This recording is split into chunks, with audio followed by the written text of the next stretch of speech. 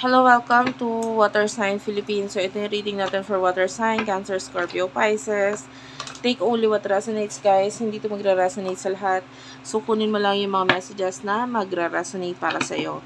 Kung hindi ka pa nakaka-subscribe sa ating channel, pahit na lang ng subscribe button, notification bell.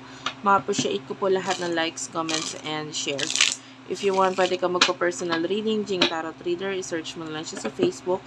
And meron din tayong TikTok. Please do check it out, Unicorn Princess Tarot. And yeah, let's start your reading. This is for Water Sign, Cancer, Scorpio, Pisces. Isang shuffle na lang, guys. Then simulan na natin. Okay, thank you, Spirit Guides, Angel Guides. Kunin natin main energy mo. Ito, kahit sinasabi kong ikaw, pwedeng person mo to. Kahit sinasabi kong person mo, pwedeng ikaw yon. So, bahala ka na ilagay ang sarili mo sa sitwasyon. Five of Pentacles is here. Six of Pentacles and the Five of Wands. Money. I can see problema sa pera, pag-aaway sa pera. Either problema sa pera, yung iba pwedeng hindi naman problema eh. Pero may maaaring unti-unting nawawala yung mga pinaghirapan mo. Either na ibibigay mo sa iba as a tulong or basta. Five of Pentacles is like losing money. The Five of Wands pwede may kinalaman sa family or something na pwedeng pinoproblema mo. So, nakakita tayo dito na pagka-ubos or pagkawala ng pera because of something na pinoproblema mo or pwedeng may kinalaman sa family. The King of Pentacles, though nakikita natin you are already stable, pero yun nga lang, hindi mo talaga maiwasan na hindi maibigay sa mga taong malalayo sa iyo kung ano man itong mga bagay na pinaghirapan mo. So, yung iba sa inyo, it could be a breadwinner or yung iba pwede may mga pinagpapadalhan ka ng pera. So, anyway, regarding the person that you're dealing with pagdating sa love, sino ito? Please tell me.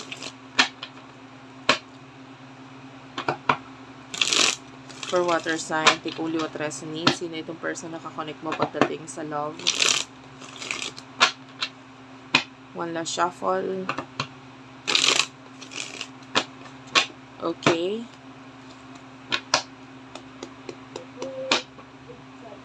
For water sign, please. Five of Wands is here. Knight of Pentacles. And the Seven of Swords. Bottom of the deck is the Empress. And then kunin natin yung mutual energy sa inyong dalawa or what is the connection all about. Anong meron sa connection ninyo? For water sign, please. For water sign, one last shuffle for water sign, please. Thank you, Spirit Guides, Angel Guides, water sign. Okay. Anong meron sa connection ninyong dalawa? You do have your emotions. Recognition. Okay. Unti-unti ninyo nare-realize ko ano talaga yung emotion ninyo para sa isa't isa. Hindi lang ikaw, pati yung person nito. Pero pilit na nilalabanan nitong person nito. Umiiwan siya sa'yo kasi with the Knight of Pentacles, I feel like meron kang ginawa dito sa person nito na naging dahilan para sa kanya na parang maramdaman niya na, ay, na-reject na ako. Wala na. With the Five of Wands, nakikita natin na pwede nagkaroon ng pag-aaway in the past sa inyo or kahit hindi yung last na pag-uusap. But I can see connection na nagkaroon ng pagkakaaway, pagkakagulo, or sama ng loob. And pwedeng nangyari ito sa person na ito, na ito pa'y nagiging dahilan kung bakit lalong lumalayo yung person na ito.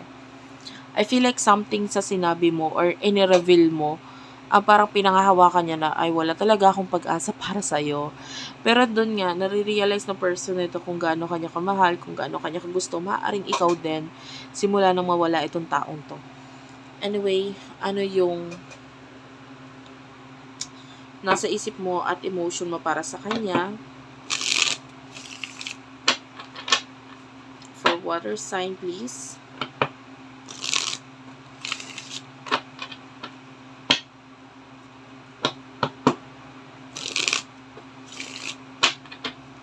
Ano nasa isip mo at emosyon mo mula sa para sa person na ito?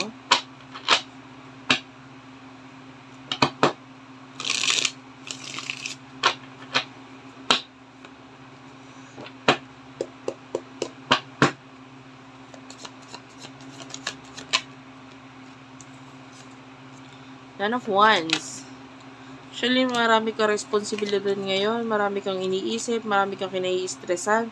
So, with the Eight of Swords, parang ayaw mo munang, ikaw na rin ito na parang ayaw na munang isipin itong taong to, na parang talagang kina-cut off mo siya. Ikaw yung nakikita natin nagka-cut off dito, pero namimiss mo itong taong to, may time na naiisip mo pa rin siya. Kasi actually, siya naman talaga yung alam mong minahal mo eh. Maaaring pangarap mo tong person na to, pangarap mo na magkaroon ng another chance sa inyong dalawa. Pero pinipigilan mo yung sarili mo, ikaw ito na, wala na, nag-end na, wala na, talaga ayoko na, pwedeng ganon. Pero, alam mo na itong person na ito, pwedeng naging sincere or naging totoo siya sa'yo, siya yung nakapagpasaya sa'yo, so maaaring, meron ka rin talaga sa sarili mo na, pwedeng panghihinayang, or at the same time, inaalala mo tong person na to kasi hindi siya mabilis kalimutan. So, ano namang emotion niya para sa'yo? Hindi ko to kukunin ha, masyadong marami. You do have here the Five of Swords. Queen of Swords, guys. Pareho kayo ng person na ito, guys. Actually, ngayon, kina-cut off ka niya, iniiwasan ka niya kasi sa totoo lang, hindi siya sure kung ano pa talaga yung nararamdaman para sa kanya. Kung may chance pa talaga. Pero sa ngayon, mas nangingibabaw yung alam niyang walang chance. Kaya iniiwasan ka niya, nilalayuan ka niya. Hindi siya sigurado kung talagang sa ngayon ang nasa isip niya, wala kang pakialam sa kanya. Yun yung nararamdaman niya. So, kung ano man yung mga bagay na naging dahilan kung bakit nag-separate kayo dalawa, pinangahawakan niya na yun. And sa ngayon, umiiwas siya, lumalayo siya kasi tinatanggap niya na lang kung ano yung naging tadhana ninyo. But anyway, ano yung mutual energy dito? You do have here connection. So, there's a special connection sa inyo ng taong to. You do have here commitment. Pareho ninyong gusto ng commitment. Ikaw gusto mo ng commitment kung hindi man sa kanya, pwedeng sa ibang tao. You want a relationship, yung matibay na relasyon. Gusto mo rin ng connection na successful. And then, ito person na ito is, may connection sa inyo eh. This is an unbreakable connection. Hindi basta-basta mapapalitan ng kung sino man. So, kung gusto mo man ng commitment at makita mo ito sa iba, medyo mahirap pa rin palitan ang isang katulad niya with a soul. Okay? So, pwede magkaroon ka ng relasyon. Yung iba, pwede may relasyon na nga eh. Sa iba, pero maaaring nandun lang yung attraction, pero iba pa rin yung naging pagtingin mo at emosyon mo sa taong ito in the past. Hindi basta kayang palitan yon. Okay? And what will happen in the future for the both of you?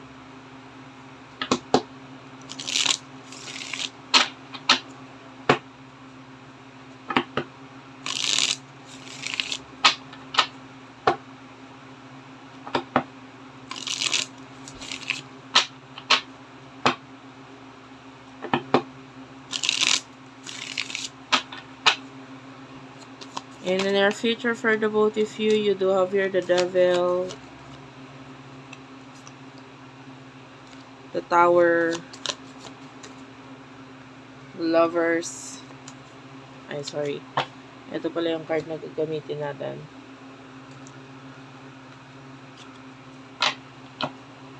Para naman sa person mo in the near future for water sign, please. Last card. Okay. So, talagang nagpakita. Pareho to. Page of Pentacles. So, could be dealing with a twin flame or a soulmate. Kasi, okay. Nagmamatch yung mga cards ninyo eh. May mirroring cards dito. So, you could be dealing with your mirror soul, which is your twin flame. Mutual energy in the future. You do have here the recognition.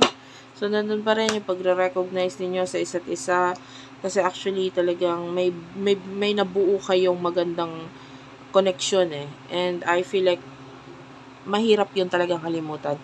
In the future, I can see a connection. This is a connection with someone else.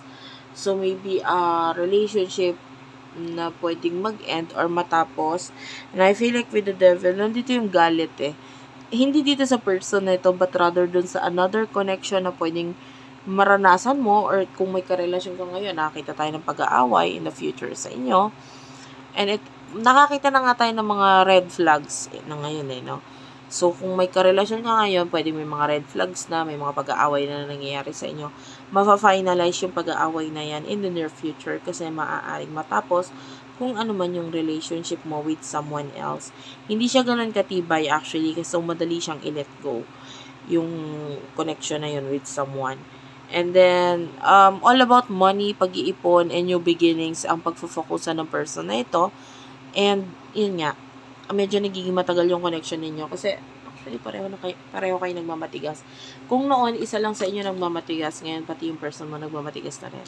Kasi sabi ko nga, pwedeng pinangahawakan niya kung ano yung last time na mga sinabi mo sa kanya. So anyway, that's it for now. Thank you for watching.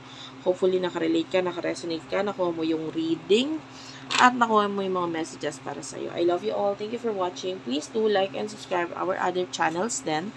Unicorn Princess Tarot, Madam PTV Virgo Philippines, Tapit Hapon TV, Water Sign Philippines, Madam P Vlogs, Libra Philippines. I love you all guys. Thank you for watching and bye-bye.